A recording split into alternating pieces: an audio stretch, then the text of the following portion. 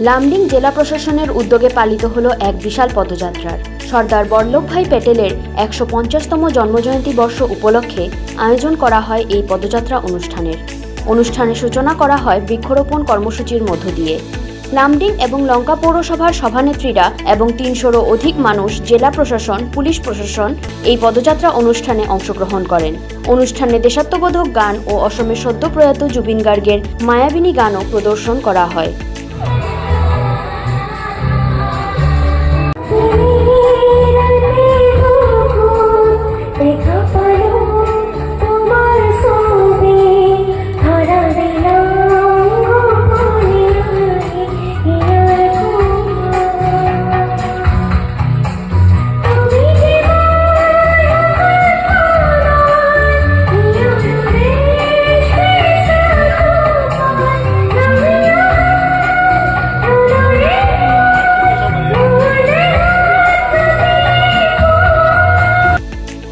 আজি আমি লামডিং সমজিলাত লৌহ মানৱ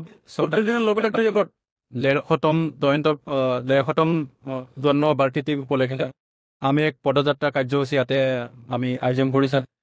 এই পদযাত্ৰা কাৰ্যসূচীত আমাৰ লগত লামডিং পৌৰসভা নকৰৰ সৈতে প্ৰমুখ কৰি সকলো আমাৰ CDC অফিচৰ আণ্ডাৰ যিকেইটা অফিচ আছে সকলো মুৰব্বী বিষয়াসকলে ইয়াতে আহিছে, আপোনালোকো আহিছে। ইয়াতে আমি এই পদযাত্ৰাটো আৰম্ভ হয়। এই পদযাত্ৰাৰ মূল উদ্দেশ্য হৈছে এই ভাৰত শ্ৰেষ্ঠ ভাৰত।